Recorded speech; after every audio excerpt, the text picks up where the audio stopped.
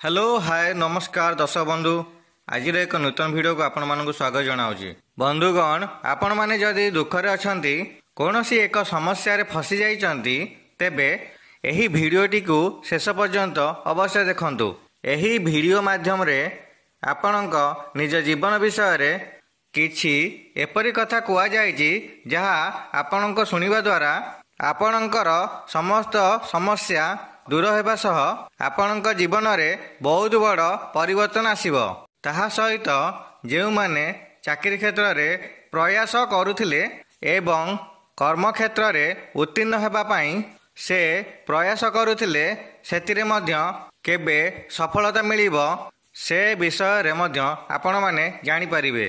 एवं आपण माने जदि विद्यार्थी अटंती कि सरकारी चाकरी पई आपण माने जदि प्रस्तुत हेउचंती सही विषय रे मध्य आपण माने जानि परिबे।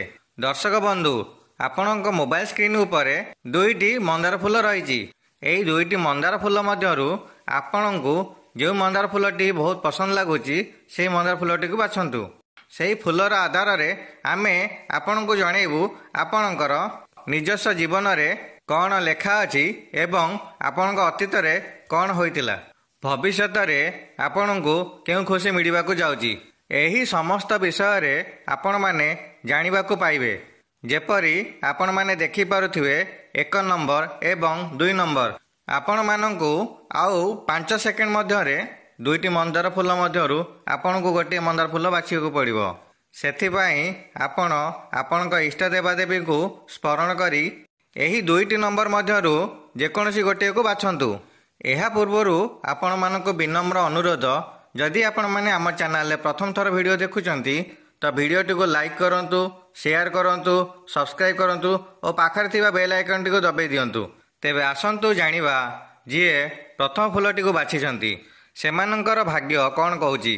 आपण माने पूर्वरु जो कष्ट बा समस्या दे गति करिसंती वर्तमान ठारू सेही समस्या गुड़िक आपणक ठारू दूर हेबाकू जाउची। आगामी दिन मानंकरे बहुत उन्नति करबा पई जाउचंती। एहा सहित आपण माने जदि मनरे किछि प्रश्न रखिथिले से सबुर मध्य किछि दिन मध्य रे आपण मानकू उत्तर मिलिबाकू जाउची, जहा द्वारा आपणकर सेही चिंताटा दूर होबा सहित धन प्राप्तिर मध्य योग बनुअछि। देखंतु आपण माने जो टंकाटी को रोजगार करुचंती से सबको आपण माने अन्यथा खर्च कर देउछंती। जेते संचय करिया पई चाहिले भी आपण माने संचय करि पारु नांती। आपण माने जेउ कार्य रे हाथ देउथिले से कार्य रे आपणकू असफल देखियाकू मिलुथिला, किंतु से समस्या गुड़िक वर्तमान ठारू दूर हेबाकू जाउची। एबे आपण माने जेउ नूतन कार्य रे हाथ देबे सेथिरे सफलता निश्चय प्राप्ति हेबाकू जाउची। जदि आपणक मुंड उपरे बहुत चिंता रहितिला से सबुरु आपणकू मुक्ति मिलिबाकू जाउची। आपणकर समस्त इच्छा पूर्ण हेबाकू जाउची। आपणकर ग्रह दशा खराब चलीथिला, आगामी दिन मानंकरे आपणकर ग्रह दशा खंडित हेबा सहित बहुत शुभ खबर मिलिबाकू जाउची। देखंतु जो सब कथा बीती जाइची से कथा चिंता कले आपण माने मानसिक चिंतारे दुर्बल हो जिवे, जहाँकि आपण मानक सहित बहुत खराब होता है। सेथिपाई आपण माने चेष्टा करंतु आगामी दिन मानकरे आपणक कार्य को आपण माने किपरि सहजरे करि पारिबे। सेथिपाई आपण माने चिंता प्रकाश करंतु नाही। तेबे चलंतु जानि रखिबा जेउ माने द्वितीय फूलटी बाछिचंती एवं जानिबा तांको भविष्यत विषय रे कोन कहूची। आपण माने वर्तमान बहुत समस्या रे घेरी रहिचंती, से धन जनित समस्या हेउ किंबा पारिवारिक समस्या हेउ। ताहा सहित आपणकू व्यापार वाणिज्य विषय रे मध्य विफल देखिବାକୁ मिलुची। मन मध्य रे मध्य आपण माने जहा भाबुचंती सेथिरे मध्य सबु शुभ फल मिलिबा परिवर्ते सेथिरे मध्य ओलटा फल मिलुची। सेथिपाई आपण माने बहुत चिंतारे रहउचंती, जहा आपण माने काहाकू कहि पारु नाहंती। देखंतु आपणकर अशुभ दशा चालू अछि, जहाँकि आगामी 7 दिन मध्य परिवर्तन हेबाकू जाउअछि। आपणक जीवन रे शुभ फल प्रदान करिवो।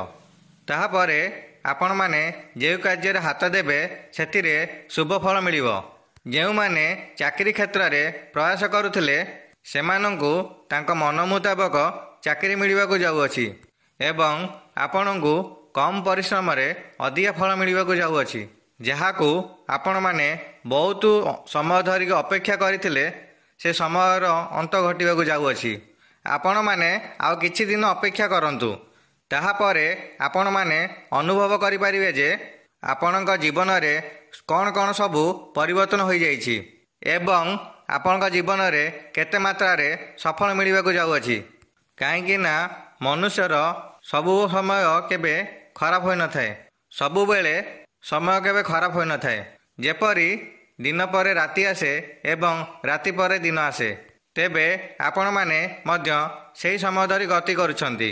ଆଉ କିଛି ଦିନ ମଧ୍ୟରେ ଆପଣଙ୍କ ଜୀବନରେ ବହୁତ ଭଲ ସମୟ ଆସିବାକୁ ଯାଉଅଛି। ଆପଣମାନେ ଭଗବାନଙ୍କ ଉପରେ ଭରସା ଏବଂ ବିଶ୍ୱାସ ରଖନ୍ତୁ। ଦେଖିବେ ଭଗବାନ ଆପଣଙ୍କର ସମସ୍ତ ସମସ୍ୟାକୁ ଦୂର କରିଦେବେ।